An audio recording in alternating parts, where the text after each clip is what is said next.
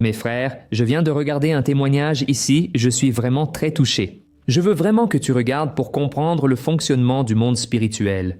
Parce qu'il y a beaucoup de gens qui prennent ça à la légère, tu sais, qui pensent que ces choses n'arrivent pas, que tout ça c'est une invention des gens. Mais ce qui est arrivé à cet homme est tellement fort et tellement réel que je peux le prouver avec ma propre vie. Parce que j'ai vécu une situation similaire, bien sûr son témoignage est beaucoup plus fort, il est beaucoup plus profond. Mais je veux juste te raconter quelque chose qui m'est arrivé il y a longtemps. J'étais à la maison et il était déjà comme ça, vers 10 heures du soir. Pour dire la vérité, j'étais presque en train de dormir. Et puis une jeune femme m'a appelé et elle a dit « Pasteur du ciel, pour l'amour de Dieu, viens ici maintenant, chez moi. Mon mari est en train de tout casser. Il est en train de détruire toute la maison. Ce n'est pas lui, pasteur?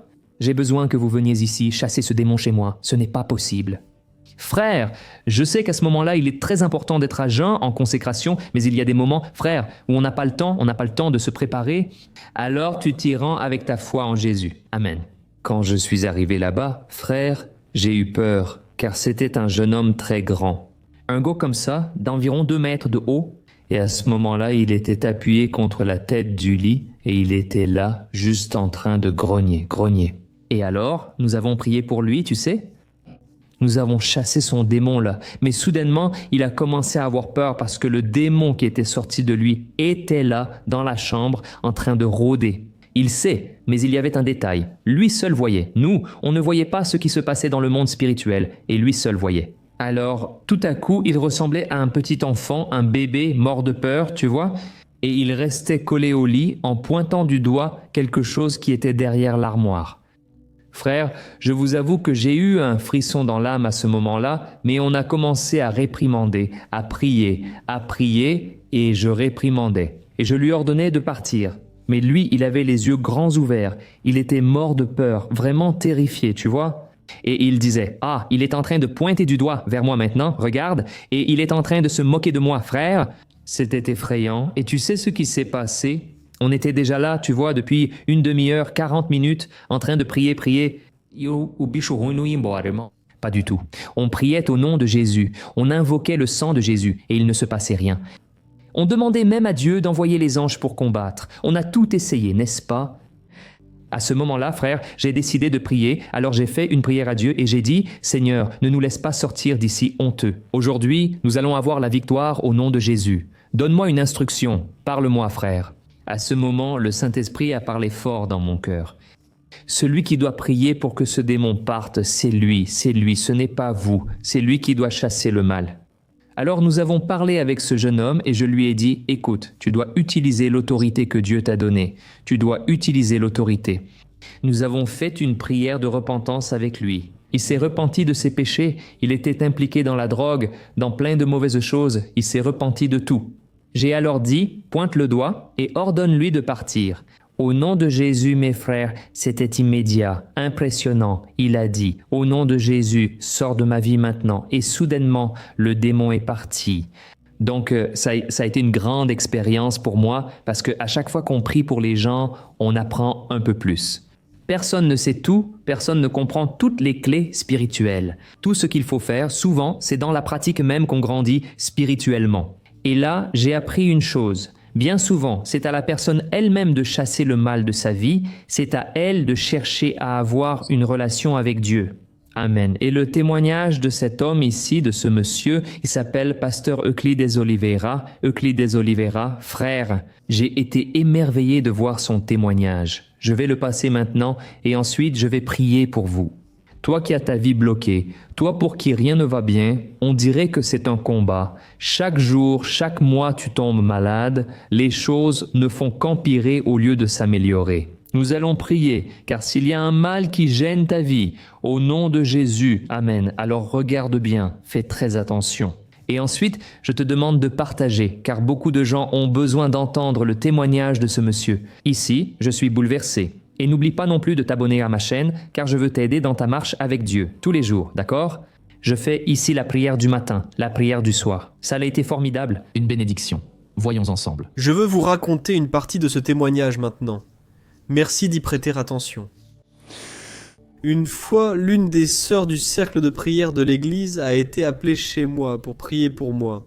Une sœur de prière aime prier. C'est quelque chose de formidable, tu sais. Mais elle aime vraiment ça, une sœur de prière. Elle a été appelée pour prier pour moi. Et la sœur est venue chez moi. Parce que j'avais besoin d'argent pour manger. Et je n'en avais pas. Et j'avais besoin que Dieu ouvre, pas forcément une porte, juste une petite ouverture, ça aurait suffi. J'ai prié. La sœur a dit « Allons-y ». Et chez moi, sa prière a été ainsi. Elle a dit « Seigneur, je te remercie d'être ici maintenant. Dieu, je voulais te demander que... »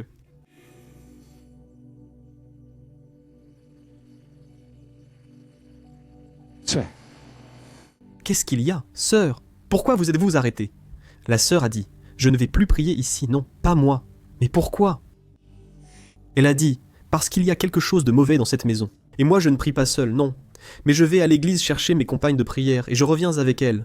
Alors là je prie, mais seule, je ne prie pas. » J'ai dit « Sœur, vas-y tout de suite, ne perds pas de temps, car j'ai besoin d'une bénédiction de Dieu. Je ne veux pas le donneur, juste la bénédiction. » La sœur. C'était lundi à 9h du matin. Voici l'armée de Dieu marchant vers la bataille. Alléluia. Je n'étais pas à la maison ce jour-là, non. Elles m'ont raconté plus tard ce qui s'est passé quand elles se sont agenouillées pour commencer à prier. Le démon Satan s'est manifesté à l'intérieur de ma maison. Mais elles étaient là et elles ont dit « Au nom de Jésus-Christ, sors !» Et il est parti. Il est parti mardi à 9h du matin. Et elles étaient là de nouveau. Je ne vous ai pas dit que les croyants sont persistants, qu'une fois qu'ils tiennent, ils ne lâchent plus. Ah, ils ne lâchent vraiment rien. Ce jour-là, j'étais chez moi, quand elles ont commencé à prier à genoux. Cette saleté, cette chose dégoûtante s'est manifestée de nouveau là-dedans. Et elles ont crié au nom de Jésus-Christ. Sors. Mais il n'est pas parti, il n'est pas parti. Je veux dire aux frères une fois de plus que Dieu est ici parmi nous, ce soir.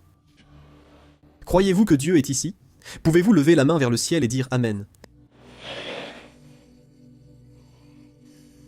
Et il est mon témoin de ces paroles. Toutes les sœurs qui étaient là pouvaient entendre sa voix, comme vous entendez la mienne. Mais j'étais le seul à pouvoir voir cette chose dégoûtante. Il regardait à l'intérieur de mes yeux.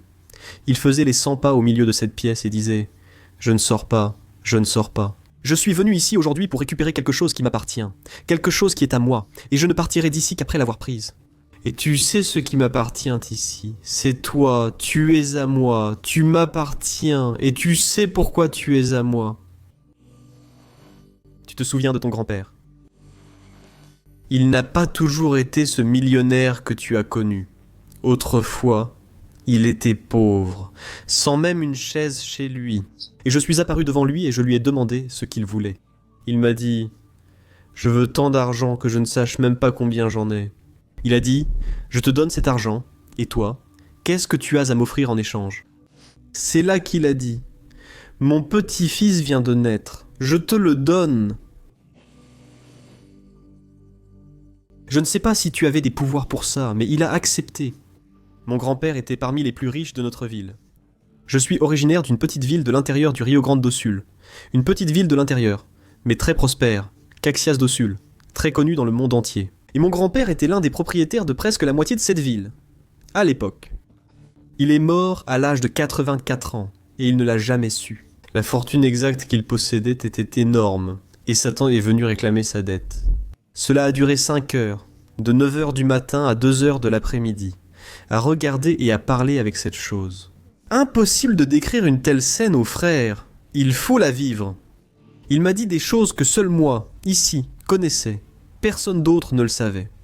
Les fois où j'ai affronté la mort, quand j'étais dans ce monde misérable, combien de fois j'ai affronté la mort? Et à chaque fois, j'en sortais vivant, et je pensais que je m'en sortais toujours, parce que j'étais le meilleur. Il m'a dit non. Toutes ces fois-là, j'étais là pour réclamer ma dette. Mais il y avait toujours quelqu'un à tes côtés qui te protégeait, et je ne pouvais pas t'emmener. Tu savais que tu as quelqu'un à tes côtés qui te protège 24 heures sur 24? Tu ne le vois pas là, mais il est à tes côtés en ce moment. Vous pouvez en être sûr. Vous pouvez en être sûr. Si tu es sûr, tu sais qu'il est à tes côtés. Lève ta main vers le ciel et glorifie le nom de ce Dieu, si tu as cette certitude qu'il est à tes côtés, en train de te protéger. Maintenant, glorifie le nom de ce Dieu, car il est digne de tout honneur et de toute gloire. Alléluia. Il a dit, « Mais celui qui te protégeait aujourd'hui n'est plus là, et aujourd'hui je ne pars d'ici qu'avec toi. » Le désespoir m'a envahi. J'ai laissé ses sœurs se disputer là-dedans. Désespéré, je suis sorti et suis allé chez un pasteur vivant près de chez moi. Je suis arrivé chez le pasteur. Osvaldo a dit « Pasteur, aidez-moi, le démon est chez moi, les sœurs essaient de l'expulser, il refuse de partir, il veut m'emmener, aidez-moi !» Le pasteur a pris sa femme, sa compagne, Javelinha, ses 2 enfants, des ouvriers, la femme de ses fils, et ils sont allés chez moi. Il y avait 11 personnes dans cette pièce. Ils se sont donné la main, ont formé un cercle au milieu de la salle. Cette saleté était restée au milieu. Moi, à l'extérieur, je tremblais de peur. Et ils ont crié « Au nom de Jésus-Christ, cet endroit n'est pas à toi, sors !» C'était comme dire « Reste !» Ils me regardaient dans les yeux et disaient « Tu savais que je marche avec toi chaque jour dans la rue ? Que je sois à table avec toi chaque jour, quand tu t'assois ? Que je me couche à tes côtés chaque nuit dans ton lit, et tu ne me vois pas. Mais cette nuit, je vais te donner une preuve de ce que je suis en train de te dire. » Au milieu de toute cette confusion, l'un des ouvriers qui était là m'a bien regardé et a dit « Euclide, pour l'amour de Dieu, il n'y a plus de solution. Reviens à Jésus maintenant. Je n'en pouvais plus, je voulais qu'il disparaisse de devant moi, je voulais qu'il parte, qu'il disparaisse. » Quand il a dit « Tu veux revenir à Jésus ?» J'ai dit « Oui, hein ? Je veux faire quoi ?» Il comptait pas d'une façon. Quand j'ai dit ça, il a éclaté de rire. Un rire qui a résonné dans toute la pièce où nous étions. Et il a crié très fort. « C'est un mensonge. Il est faux. Il fait semblant. » Tout comme moi, il ne revient pas du tout. Et moi non plus, vraiment. Pas du fond du cœur, pas du tout. Il a dit « Maintenant je m'en vais. Mais ce n'est pas parce que vous m'avez demandé, non. J'y vais parce que je le veux. Mais je reviendrai. » Et il est parti. Je peux même partir en imaginant la question. Certains frères, ouvriers et pasteurs ici présents, se posent la question, moi aussi je l'ai faite. Où est la promesse ? En mon nom ? Ils chasseront les démons. Et l'onction sur ces oints de Dieu. Et les femmes de prière sont sorties honteuses. En rentrant chez moi, je ne sais pas comment, car je n'étais pas là. Je ne sais pas de quelle manière Dieu a fait. Mais Dieu a parlé à son oint. Et quand Dieu veut parler, il parle. Il a dit « Mon serviteur, ne crains pas, car là, il y a un plan à moi. » Le serviteur de Dieu s'est apaisé, cessant de murmurer. Il était 2h du matin, je dormais sur le dos. Quelque chose dont je ne suis pas sûr, c'était quelque chose de pointu, je ne sais pas si c'était des ongles, des griffes, je ne sais pas ce que c'était. Ça a y attrapé cette partie, d'ici en haut de mon cou jusqu'en bas, ici dans le dos, ça a griffé avec force. Je me suis réveillé avec douleur et peur. En ouvrant les yeux du côté gauche, au-dessus du lit, il était là, debout, me fixant de ses 2 yeux. À cette taille, ça ressemblait à 2 boules de feu. Il ne disait rien, me fixant seulement. Je suis resté paralysé de peur, mais quand j'ai réussi à ouvrir la bouche, mais je l'ai vraiment ouverte. J'ai tourné la tête sur le côté et j'ai crié. J'ai dit, le sang de Jésus a du pouvoir. Quand j'ai regardé, il avait disparu, il n'était plus là. Mais qui a dit que j'ai dormi cette nuit-là ? Celui qui voit cette chose ne dort plus jamais. Il y a beaucoup de gens qui disent quand il apparaît beau, bon, c'est possible. Il y en a d'autres qui disent qu'il a de bonnes choses à offrir, n'est-ce pas ? Il suffit de comprendre et de négocier avec lui. Eh bien, je vous dis que si Dieu permettait à chaque être humain de le voir tel qu'il est, ou du moins, de la façon dont il s'est présenté à moi, une chose dont je suis sûr arriverait. Même ces mots, que nous avons l'habitude de dire dans notre vie quotidienne. Nous y réfléchirions à 2 fois pour ne pas déplaire à Dieu. J'ai commencé à raconter à Dieu ma vie et ce monde sale dont il m'a sorti. La transformation, l'ascension, la chute, le cancer, la guérison. Et je me suis arrêté devant ce démon et j'ai dit « Dieu, je n'en peux plus. Est-ce que tu as le pouvoir de guérir un cancer, mais tu n'as pas le pouvoir de chasser un démon ? Si tu as encore quelque chose à faire dans ma vie, fais-le maintenant. Et si tu n'as plus rien, au moins, laisse cette chose emmener mon âme en enfer. C'était ma prière, la raison de sa venue. J'étais en train d'arriver près de chez moi quand j'ai voulu toucher la poignée de la porte du salon pour entrer. J'ai senti quelque chose de mauvais à l'intérieur de mon corps. C'était un avertissement, indiquant qu'il était dans ma maison. Quand j'ai ouvert la porte du salon, il était là, debout, au milieu de la pièce. Il m'a bien regardé. Il disait qu'il t'attendait. Je le savais déjà.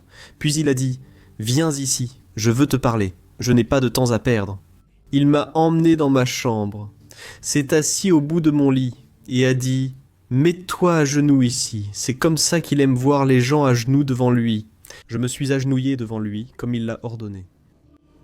Et il a dit « Je ne supporte plus ce que vous faites. Je ne supporte plus ce que vous me faites. Je ne supporte plus ce que vous me faites. Je ne supporte plus ce que vous me faites. Ordonne que ces femmes n'entrent plus ici. » Vous savez de quelle femme il parlait, n'est-ce pas ? Ce sont celles qui ont encore des callosités sur les genoux. Ce sont celles-là qui le font trembler quand elles s'approchent de lui. Parce qu'il sait qui accompagne ces femmes. Il le sait. Il ne les laisse pas entrer. Il n'ira pas dans cet endroit.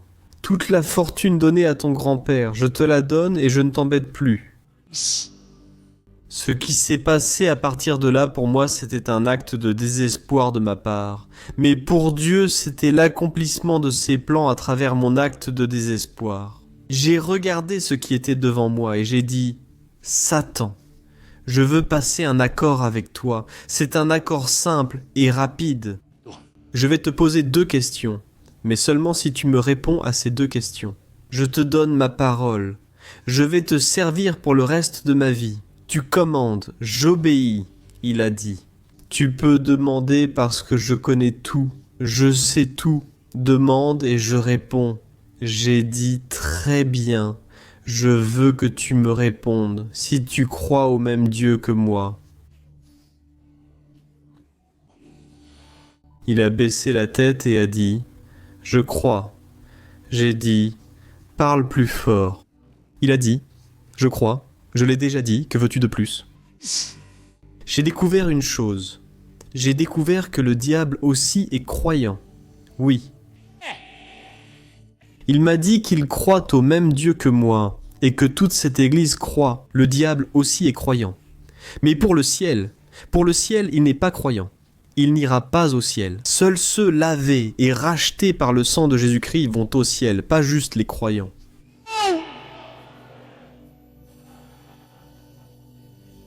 Ah, pasteur, mais je suis croyant, hein ? Le diable l'est aussi. Si tu veux entrer au paradis, il faut laver tes vêtements sales du péché dans le sang de l'agneau de Dieu, sinon tu n'entreras pas. Mais j'étais satisfait de la réponse. C'était ce que je voulais entendre. J'ai dit, si tu me réponds à la 2e, je tiendrai ma parole. Je veux que tu me répondes. Que tu crois que Jésus-Christ est descendu du ciel, s'est fait homme comme moi et est mort crucifié sur une croix, ressuscitant le 3e jour pour Sauver mon âme de l'enfer. Celle-là. Il n'a pas pu répondre, il a baissé la tête et il est resté silencieux. J'ai attendu quelques secondes pour voir s'il disait quelque chose. Il n'a rien dit. Ah, mais j'ai pris mon courage à 2 mains. J'ai dit, parle. Réponds, lâche. Dis que mon Jésus est mort pour sauver mon âme de l'enfer. Réponds, lâche, parle. Il n'a rien dit, j'ai dit, tu ne parles pas. Alors je parle. Je suis sorti de cette chambre. Il était désespéré, hein. Il frappait le sol et les murs avec ses sabots sales. Il criait, hurlait, rugissait. Il disait « Arrête, qu'est-ce que tu vas faire? Arrête !» Je suis allé dans mon salon. Et elle était encore là et... Abbandonada, repudiada, ilha suja. pleine de poussière.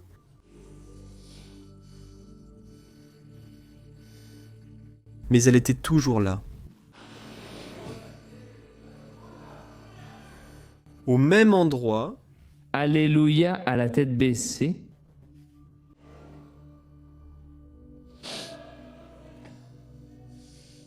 au même endroit, là où un jour je l'ai abandonnée.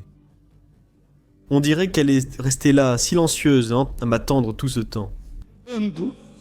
J'ai pris ce livre sacré, comme un nouveau-né, avec tendresse, le serrant fort contre ma poitrine. J'ai regardé ce qui était devant moi et j'ai dit « Satan, hier, ici dans cette pièce, tu m'as traité de faux et d'hypocrite. Et c'était vrai, j'étais vraiment faux et hypocrite. Mais aujourd'hui, je suis devant toi et en présence de mon Dieu. Je me suis agenouillé là devant lui et j'ai dit « Seigneur, reçois-le de nouveau. Mon corps, mon âme et mon esprit appartiennent à Dieu. »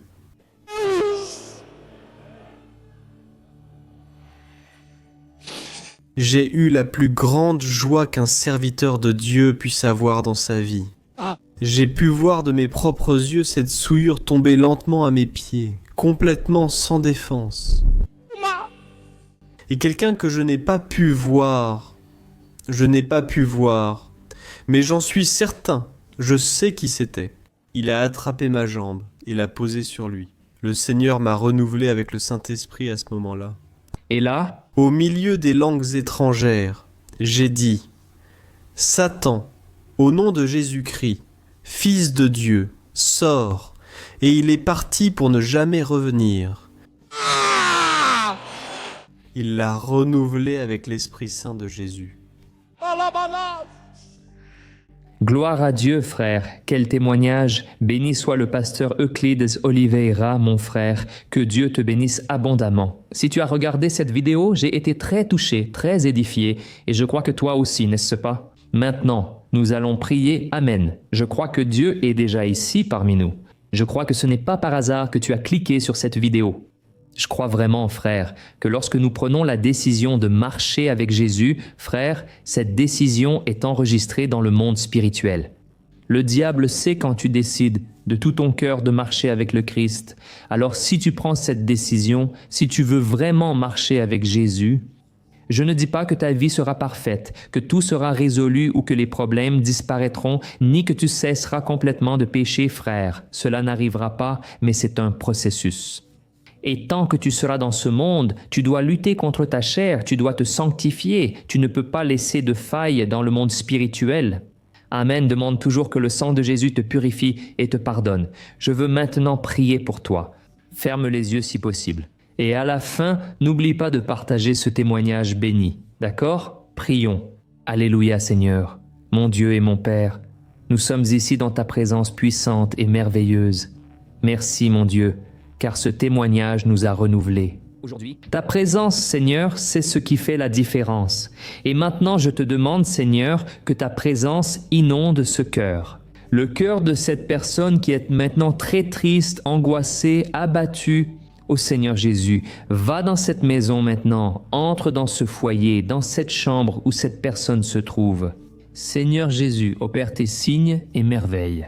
Je réprimande maintenant tout mal contre cette vie, contre cette maison. Au nom de Jésus-Christ, mon Père merveilleux, je place devant toi la vie de cet homme, de cette femme qui a tant traversé de luttes et de tribulations. Dernièrement, il est souvent tombé malade, très fatigué. La situation semble empirer. Seigneur, au nom de Jésus, renverse cette situation et répands salut et santé. Je prophétise des bénédictions sur cette maison, sur cette vie, sur ce foyer, Père bien-aimé. Je les place devant toi. La vie de ces personnes qui traversent une crise dans leur mariage, une crise dans leur relation. Oh mon Dieu, je crois qu'il est de ta volonté que tu restaures, que tu accomplisses une œuvre de transformation. Mais tout doit commencer à partir de nous.